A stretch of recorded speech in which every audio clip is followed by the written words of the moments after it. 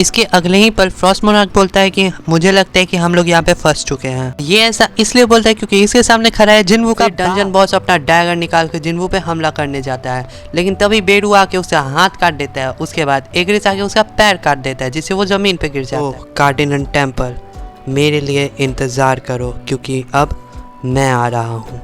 इसके बाद अपन लोग वही स्टैचू को देखते हैं जो कि बहुत ही क्रीपी स्माइल दे रहा है। सोलो लेवलिंग जिस रेड गेट इंसिडेंट पे खत्म हुआ था, आज अपन लोग वहीं से मानवा को शुरू करेंगे। और हाँ, प्लीज़ वीडियो को लाइक और चैनल को सब्सक्राइब कर देना, बिकॉज मैं एक न्यू क्रिएटर हूँ और भाई तुम लोगों का सपोर्ट चाहिए। भाई ये मेरा पहला वीडियो है ताकि मैं भी वेब ही जैसा बन सकूँ, व्यू भैया जैसा।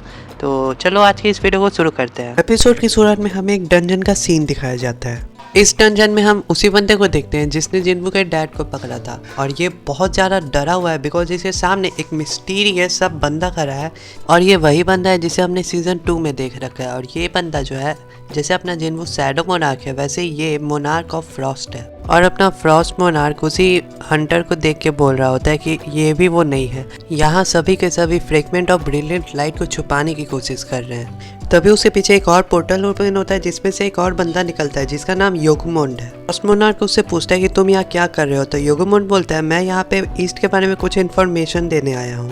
फ्रॉस्ट मोनार्क बोलता है कि इससे तुम्हारा क्या मतलब है, ईस्ट में तो शैडो मोनार्क रहता है ना, और तुमने बोला था कि तुम उसे खुद भी संभाल सकते हो। योगमोंड बोलता है कि अब हमारा प्लान बदल चुका है, रूलर्स ने मुझे साउथ की तरफ भेजा है तो मैं वहां जा रहा हूँ। फ्रॉस्ट मोनार्क उससे पूछता है कि शैडो मोनार्क का क्या होगा। योगमोंड उसे बोलता है कि उसे आर्किटेक्ट संभाल लेगा। उसी के साथ योगमोंड बोलता है कि मेरे पास एक और बड़ी न्यूज़ है। यह बात कंफर्म हो गई कि fragment of brilliant light east में है। ये सुनकर फ्रॉस्ट मोनार्क हंसते हुए बोलता है कि ये तो बहुत ज्यादा इंटरेस्टिंग न्यूज़ है। योगमोंड उससे पूछता है कि अब तुम क्या करने वाले हो। मोनार्क ऑफ फ्रॉस्ट बोलता है कि अगर मुमकिन हो तो मैं उस फ्रेगमेंट को हासिल करना चाहूंगा। इसके अगले ही पल फ्रॉस्ट मोनार्क बोलता है कि मुझे लगता है कि हम लोग यहाँ पे फंस चुके हैं। ये ऐसा इसलिए बोलता है क्योंकि इसके सामने खड़ा है जिन्वू का बाप। जिन्वू के फादर उन लोगों से पूछते हैं क्या तुम लोग कोरिया के बारे में बात कर रहे हो। फ्रॉस्ट मोनार्क जिन्वू के फादर को बोलता है कि इससे तुम्हें क्या मतलब है। उसके बाद पीछे से योगमोंड बोलता है कि आपके पास इतना टाइम नहीं कि आप इसके साथ खेलने लग जाए। योगमोंड फ्रॉस्ट मोनार्क से चलने के लिए बोलता है और फ्रॉस्ट मोनार्क जाते जाते बोलता है कि अगर तुम में हिम्मत है तो मुझे रोक के दिखाओ। इसके बाद जिन्वू के डैड डैगर निकाल के उस पर झट से हमला कर देते हैं और फ्रॉस्ट मोनार्क अपने मैजिक से आइस का शील्ड बना के उसे ब्लॉक कर लेता है, जिससे वहाँ पे बहुत बड़ा धमाका होता है। सीन शिफ्ट होता है, हम वही रेड गेट को देखते हैं जिसके अंदर जिन्वू फंसा हुआ था। इसके बाद हम लोग देखते हैं कि जिन्वू उसी डंजन बॉस के सामने खड़ा है। फिर डंजन बॉस से बोलता है कि क्या तुम ही वो हो जो अकेले मेरे सारे भाइयों को मार के यहाँ तक पहुँचा है, लेकिन अब तुम इससे आगे नहीं बढ़ सकते हो क्योंकि मैं तुम्हें इससे आगे बढ़ने नहीं दूंगा। मेरे काफ़ी सारे साथी यहाँ पे छुप के बैठे हुए हैं। और उसके बाद वो बोलता है सभी के सभी बाहर आओ, लेकिन वहाँ पे फिर भी कुछ नहीं होता। तो फिर वो शॉक होता है और फिर से बोलता है कि सभी के सभी बाहर आओ, तुम लोग बाहर क्यों नहीं आ रहे हो। फिर जिन्वू बोलता है तुम्हें क्या लगा मैं यहाँ अकेला हूँ। फिर जिन्वू बोलता है सब के सब बाहर आओ। फिर अपन लोग देखते हैं कि जिन्वू के शैडो सोल्जर्स ने उस डंजन बॉस के सारे मॉन्स्टर को मार दिया है। उसके बाद उस डंजन बॉस के सर पे कुछ आके लगता है। वो उसे उठा के देखता है तो वो उसी के मॉन्स्टर का सर होता है। ये देखने के साथ उसे बहुत गुस्सा आता है। जिन्वू बोलता है कि जाओ सभी को मार डालो। उसके बाद सभी के सभी शैडो सोल्जर्स सब पे हमला करना शुरू कर देते हैं और सबको मारने लगते हैं। फिर डंजन बॉस अपना डैगर निकाल के जिन्वू पे हमला करने जाता है, लेकिन तभी बेरू आके उसका हाथ काट देता है। उसके बाद एग्रिस आके उसका पैर काट देता है, जिससे वो जमीन पे गिर जाता है। इसके बाद बारी आती है अपने टस की, जो कि अपना साइज बड़ा कर लेता है। उसके बाद अपना ग्रेविटी मैजिक यूज़ करता है उस पर, जिससे वो ज़मीन में चिपक जाता है। और फिर जिन्वू उसी तरफ आगे बढ़ के बोलता है अगर तुम मेरे सवाल का सही सही जवाब दोगे तो मैं तुम्हें आसान मौत दूंगा, इसलिए चुपचाप मेरे सवालों का जवाब दो। जिन्वू उससे पूछता है कि तुम इंसानों को मारते क्यों, लेकिन वो कुछ नहीं बता पाता क्योंकि सिस्टम सब कुछ ब्लॉक करता है। फिर संग जिन्वू उस मॉन्स्टर को मार देता है। फिर जिन्वू सोचता है कि इस बार भी मुझे कोई जवाब नहीं मिला, सिस्टम बहुत वाहियात है। फिर वो अपने इन्वेंट्री से उसी की को निकालता है जो उसे डीमन किंग बैरन को मारने पे मिली। जब वो लेवल 100 पे पहुंचा था तब उसे इस की के बारे में और भी इंफॉर्मेशन मिली थी। फिर हम उसी की को देखते हैं। फिर हम लोग को ये पता चलता है कि ये जो की है वो कार्डिनन टेम्पल की है और इस की को यूज़ करने में अभी 417 घंटे 6 मिनट और 52 सेकंड बचे हुए हैं। वो सोचता है कि कार्डिनन टेम्पल मेरे लिए एक बुरे सपने जैसा है, मैं उसे चाह के भी नहीं भूल पा रहा हूँ, लेकिन फिर से मुझे ये सिस्टम वहीं भेज रहा है जहाँ ये सब शुरू हुआ था। लेकिन कोई बात नहीं, इस बार सीन अलग है। इस बार मैं पहले की तरह कमज़ोर नहीं हूँ। तो कार्डिनन टेम्पल, मेरे लिए इंतज़ार करो क्योंकि अब मैं आ रहा हूँ।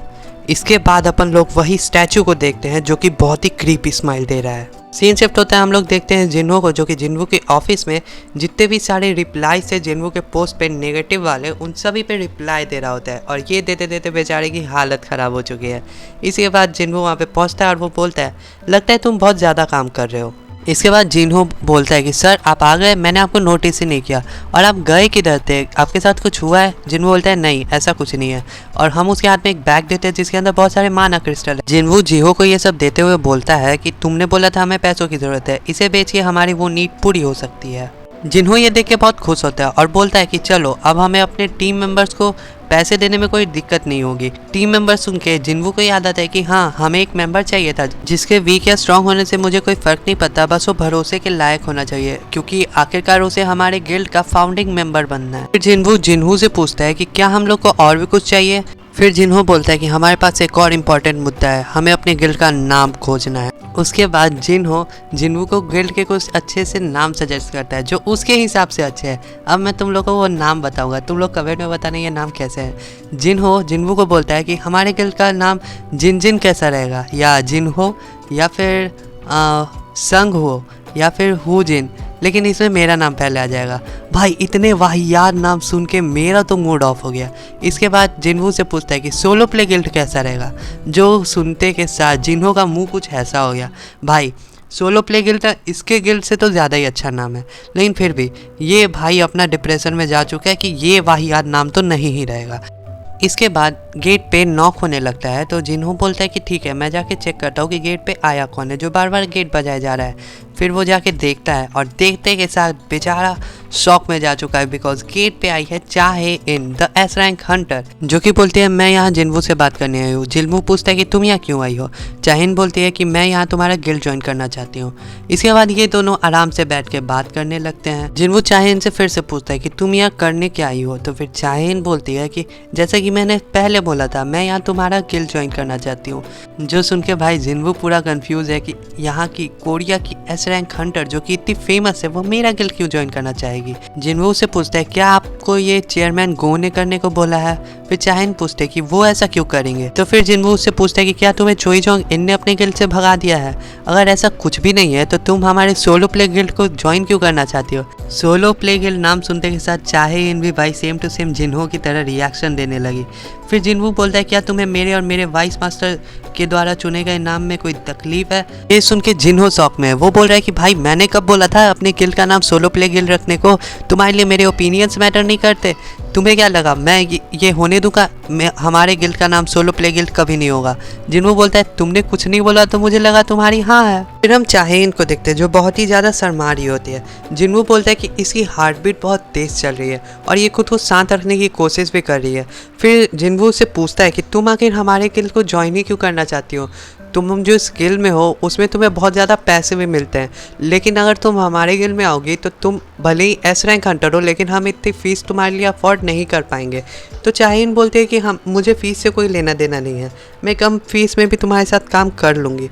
तो फिर जिन्हो सोचता है कि ये हमारे गिल्ड में आने के लिए इतनी ज़्यादा उतावली क्यों हो रही है, हालांकि हम लोग का गिल्ड ना ही इतना बड़ा है ना ही हम लोग इसे ज़्यादा पैसे दे रहे हैं, लेकिन फिर भी ये हमारे गिल्ड में क्यों आना चाहती है। जिन्हो चाहे इनसे पूछता है कि आखिर तुम हमारे गिल्ड में आना क्यों चाहती हो? तुम्हें हमारे गिल्ड में ऐसा क्या लगा कि तुम हमारे पास आना चाहती हो? फिर चाहे इन सोचती है कि अब मैं इस डफर को कैसे बताऊं। जब मैं इससे पहली बार मिली थी तब इसमें से कोई भी हंटर जैसी बदबू नहीं आ रही थी, जो देख के मैं बहुत सरप्राइज़ हुई। हालांकि इसमें से बहुत ज़्यादा स्मेल आ रही थी, वो भी अच्छी वाली। मैंने घर जाके इसके बारे में बहुत ज़्यादा रिसर्च की। मैं बहुत कोशिश कर रही थी कि मैं इसके बारे में ना सोचूं, लेकिन ये मुझसे हुआ भी नहीं। हालांकि मैं इसे बहुत अवॉइड करने की कोशिश भी कर रही थी, लेकिन फिर भी जब भी मुझे मौका मिलता मैं इसी तरफ ज़रूर देखती। जेजू आइलैंड रेड के टाइम पे मैं बहुत ज़्यादा ही डर गई, मुझे लगा कि अब मैं मर चुकी हूँ। लेकिन मैं जब उठी तब सबसे पहले मैंने इसी के बारे में पूछा कि संग जिन्हो यहाँ आया था या नहीं। मैं इसके बारे में इतना क्यों सोचती हूँ मुझे ये खुद नहीं पता, तो मैं इसे क्या ही समझाऊँ। ये सोचते सोचते भाई चाहे इन टमाटर की तरह लाल हो रही थी। भाई से फेस से धुआं निकल रहा है और अपना संग जिन्हो जो कि इतना स्ट्रॉन्ग है, इतना स्मार्ट है, लेकिन फिर भी ये नहीं समझ पा रहा कि आखिर चाहे इन चाह क्या रही है। फिर हम चाहे इनको देखते हैं जो बहुत ज़्यादा ही ब्लश कर रही होती है। जिन्हो उससे पूछता है कि तुम आखिर यहाँ आई क्यों हो? सच सच बताओ कि तुम हमारा गिल्ड क्यों ज्वाइन करना चाहती हो। चाहिन बोलती है कि मैं कंफर्टेबली रहना चाहती हूँ। क्या मेरे नसीब में कंफर्टेबली रहना नहीं है? क्या मैं आराम नहीं कर सकती? तो जिन्हों उसके कान में बोलता है कि सर हो सकता है ये बहुत परेशान हो, ये बहुत मेहनत करती हो, इसलिए ये हमारा गिल्ड ज्वाइन करना चाहती हो, आप इसे रख लीजिए।